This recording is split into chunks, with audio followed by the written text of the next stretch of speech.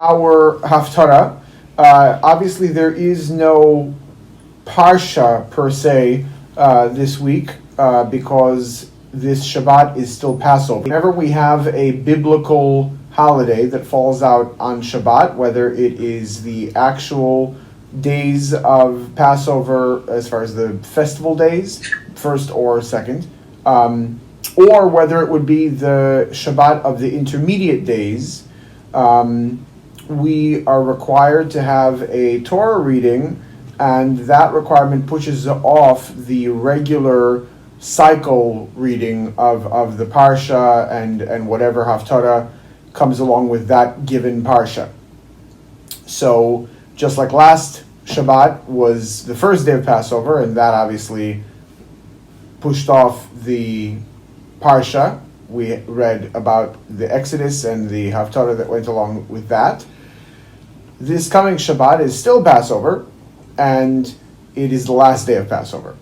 The last day of Passover isn't just some day of Passover. The last day of Passover is called Acharon Shel Pesach. Acharon means last, Shel means of, so the implication of course is last day of Passover, Pesach.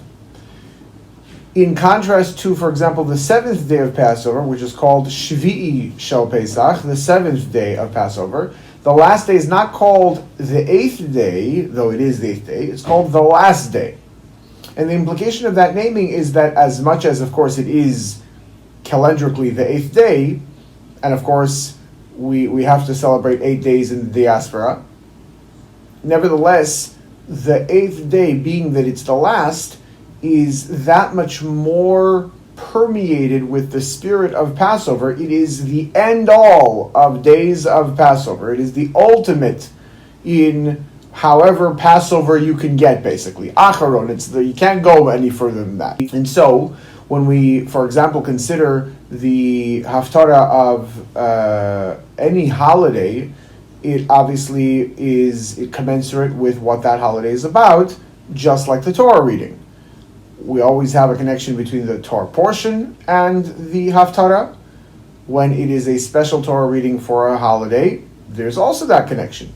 Here, given that it is Acharon Shel Pesach, the last day, the nth degree, as it were, of that spirit of redemption and freedom and exodus, it's no surprise that a very conspicuously Mashiach-minded Haftarah selection is chosen. And so we're going to begin at the very end of chapter 10 of Isaiah, verse 32. Still today, he intends to stand in Nov. He, in this case, is Sencheriv. Sencheriv is the one, of course, who came to destroy and to refigure the entire region geographically, socioeconomically. In fact, the Talmud says that Sencheriv came along and basically what technically is translated as confused all of the nations. When we have, for example, the requirement of destroying Amalek, or the prohibition of certain nations from joining the Jewish people, or a requirement of a certain number of generations to pass before someone can convert into the Jewish people from certain nations. All of those things are no longer in practice applicable, because all of those nations are no longer those nations the way that they were before Sencheriv came along. So he was at a city called Nov, which is right outside of Jerusalem. From Nov, which is a little bit of a elevated spot, he sees Jerusalem as this very small place, and he basically is told by his astrologers, by his advisors, similar to how Pharaoh was told by his astrologers regarding Moses. He is told by his astrologers that today you have the opportunity, the one-time opportunity to conquer Jerusalem and to be successful in doing so. When he saw that, this doesn't seem to be something to be very proactive about, it's an easy job to conquer Jerusalem anyway, from the way it looked to him, he said, no, you know what, I'm not going to push anything. I'll go tomorrow, I'll go the next day. There's nothing for me to be very much in a hurry about.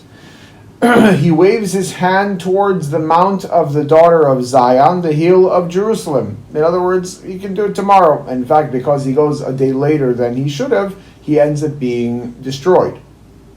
The mount of the daughter of Zion is Har Bat Zion. In the way that it is written in the actual book, in the actual print, or in the actual scroll, it would be Beit Zion, the house of Zion. It is pronounced, it is Bat, meaning daughter of. So this is an example of what's called Kri and Ksiv.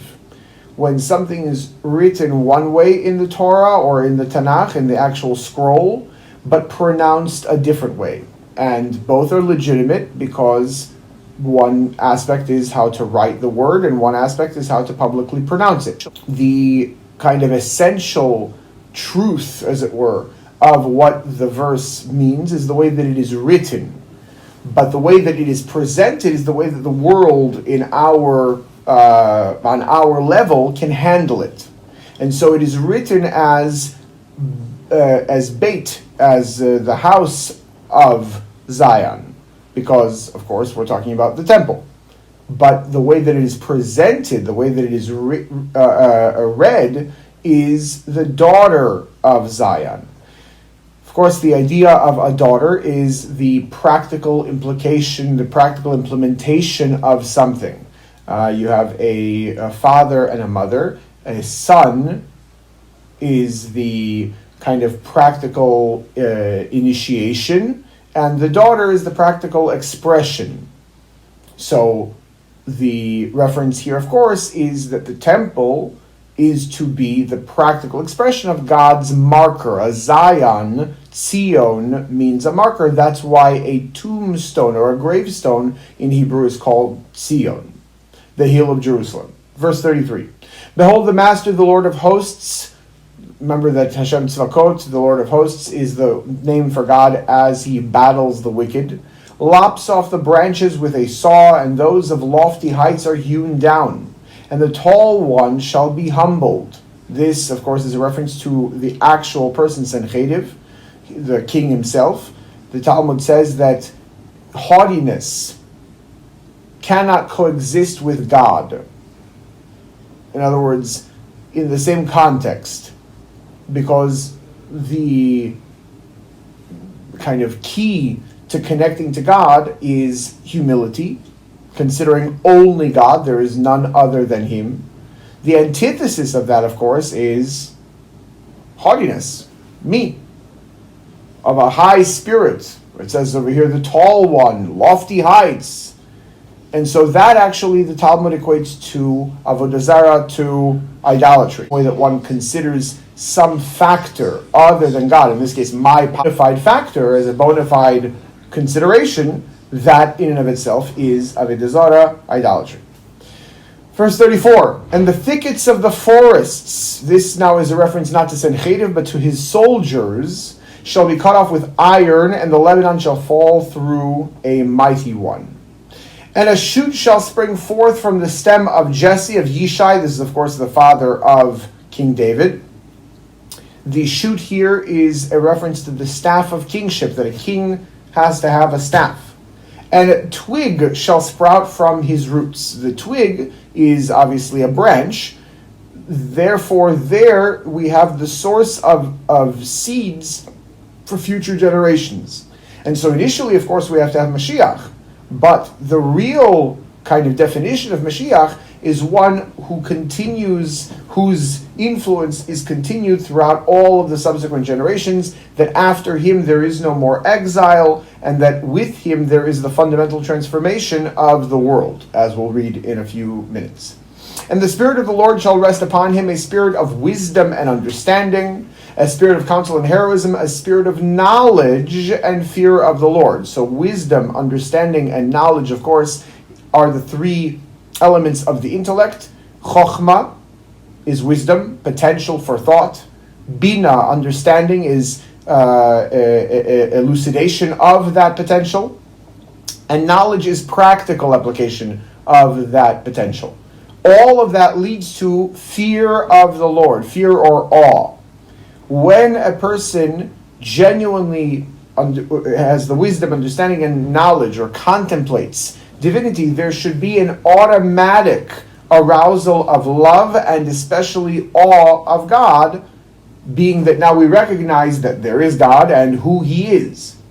And he shall be animated by the fear of the Lord. Now, when we take a look at the Hebrew, vaharichoi actually relates to the word for smell.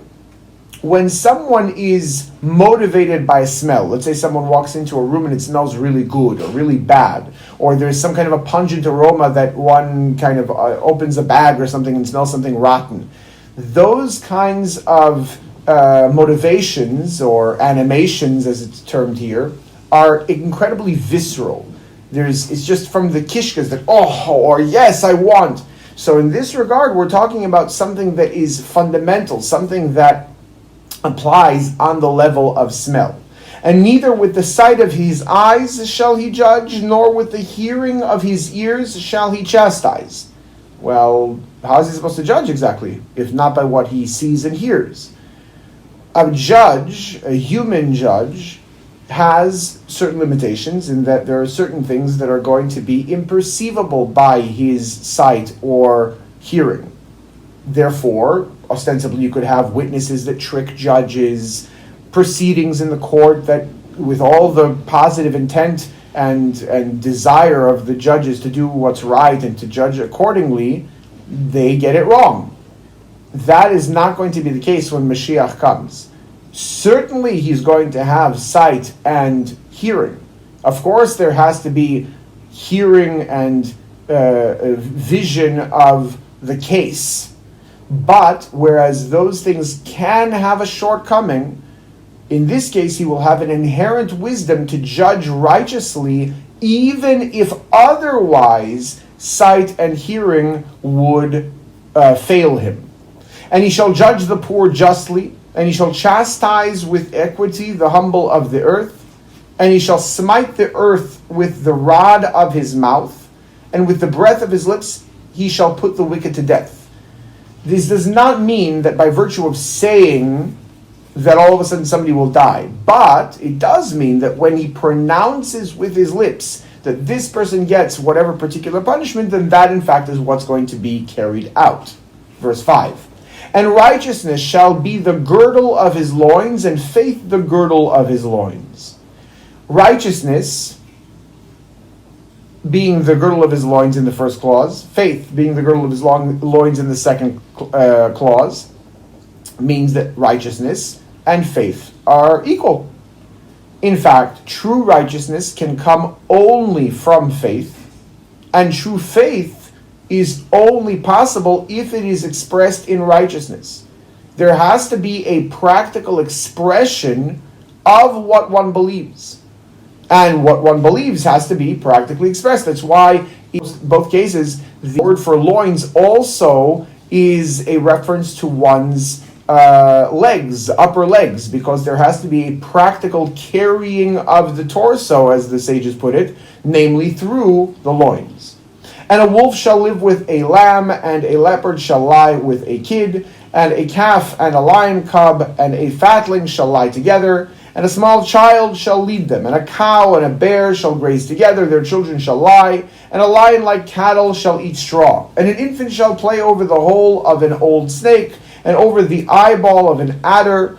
A weaned child shall stretch forth his hand. They shall neither harm nor destroy on all my holy mount, for the land shall be full of knowledge of the Lord, as water covers the seabed. The water that covers the seabed conceals that which is inside of it. The Talmud tells us that everything that God created on dry land, He actually created its counterpart on the seabed. So, just as there are land animals that roam the dry land, there are fish or whatever other kind of animals that are bottom feeders or that live along the bottom of the water on the seabed. Just as there are birds which operate a little bit above dry land, they fly, so too there are fish and other animals that operate above the seabed in the actual water. The big difference, of course, is that what is on dry land I can see, what's in the water I can't. I look at a sea or an ocean, a lake, and I just see water. the water conceals that which is within it.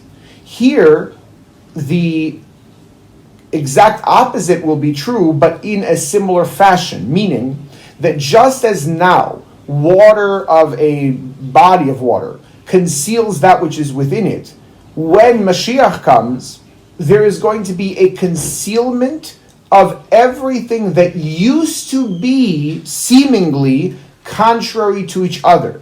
That's why a kid can lay with the wolf, etc. All of these opposites can come together.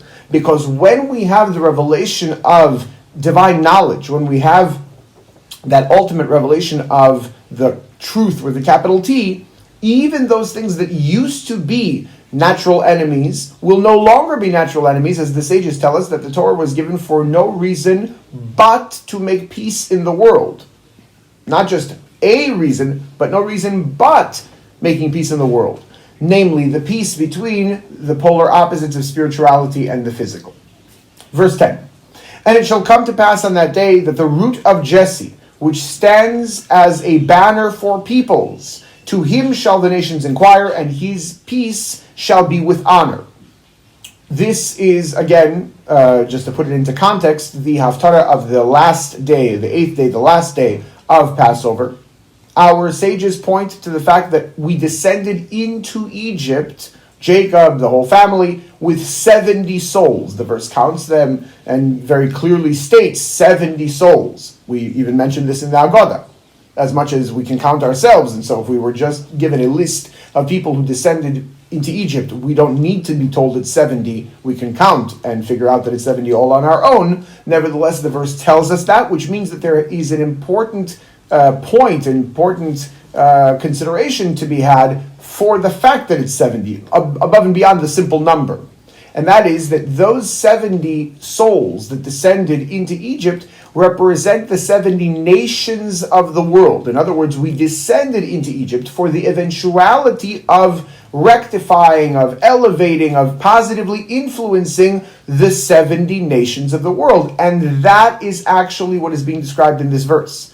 We descended into Egypt to eventually leave Egypt, and just as that was the prototype for every one of the subsequent redemptions that we are to have, the ultimate of which is when Mashiach comes, therefore the people, the banner for peoples, the 70 nations, are those that recognize Mashiach as master, terrestrial, human master of the world. And it shall come to pass that on that day the Lord shall continue to apply his hand a second time to acquire the rest of his people, namely the lost tribes, that will remain from Assyria and from Egypt and from Pathros and from Cush and from Elam and from Sumeria and from Hamas and from the islands of the sea. And he shall raise a banner to the nations, and he shall gather the lost of Israel, and the scattered ones of Judah he shall gather from the four corners of the earth. We'll notice that there is a distinction between the former and the latter. The scattered of Israel are lost.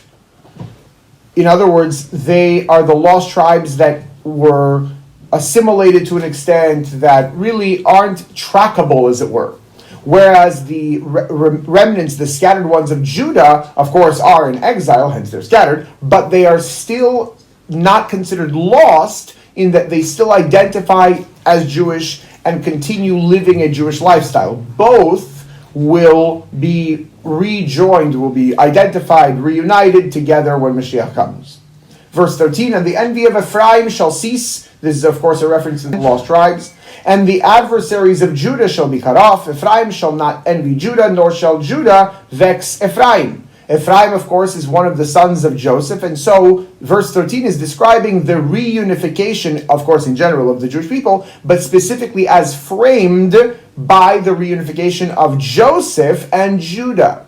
If we remember the moment when Joseph finally reveals himself to his brothers and the family, and by extension, of course, the nation is reunited, is specifically when Judah approaches Joseph and tells him, look, whatever it takes, we're going to save our brother Benjamin. At that point, Joseph is so moved by the full and comprehensive repentance that the brothers have gone through, the same brothers that were really responsible for his sale, for Joseph's sale, are now ready to do anything and everything in order to save another one of their brothers. That really is what gets him to reveal himself as their lost brother, what reunites the whole family, what brings them together and brings them into Egypt. Therefore, that same exact reunification is what verse 13 is describing once Mashiach comes.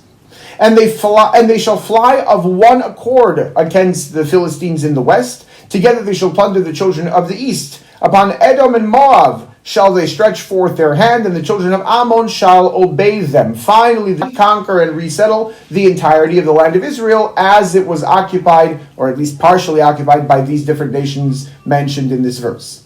Verse 15, and the Lord shall dry up the tongue, shall lift his hand over the river, this is the Euphrates River, with the strength of his wind, and he shall beat it into 7 streams, exiles with shoes, meaning that they will walk on dry land. This sounds familiar, of course, very much echoing what happened with the Sea of Reeds, which, of course, the water split, and the seabed became completely dry. Furthermore, the waters, our sages tell us, split into 12 lanes for the 12 tribes. Here, we're not looking to separate the Jewish people by tribe anymore. That was the whole idea of their reunification in the previous verses. But there is a consideration for the fact that there are 7 different kinds of people, 7 different character traits in the human psyche. Every person has all 7, but every person has one of those 7 as his predominant character trait. That's why there are 7 colors in the rainbow. That's why there are 7 branches in the menorah, in the temple and in the tabernacle. And in this case, there are 7 streams that the river is broken into. And there shall be a highway for the remnant of his people who remain from Assyria, as there was for Israel on the day they went up from the land of Egypt. And they shall say on that day, I will thank you, O Lord, for you were wroth with me. May your wrath turn away, and may you comfort me. Seemingly, that's a little strange, but this, of course, is a recognition that everything that happens from on high is a positive. Sometimes it is a perceivable positive, and sometimes at the point of expression, at the point of experience, it may not be, or it may not seem terribly positive, but the reality is that it is a mechanism positive. When God was wroth with us, it is what caused us to reevaluate where we are and to be the catalyst for our repentance, which of course is the catalyst for our redemption.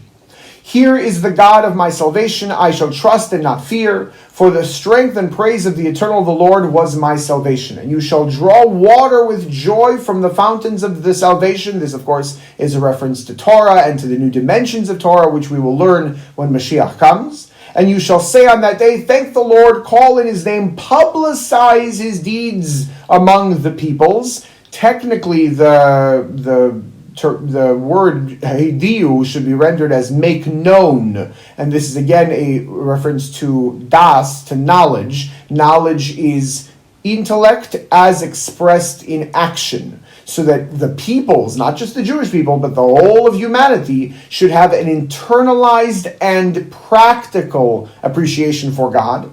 Keep it in remembrance, for his name is exalted. Sing to the Lord, for he has performed mighty deeds. This is known throughout the land. Shout and praise, O dwellers of Zion.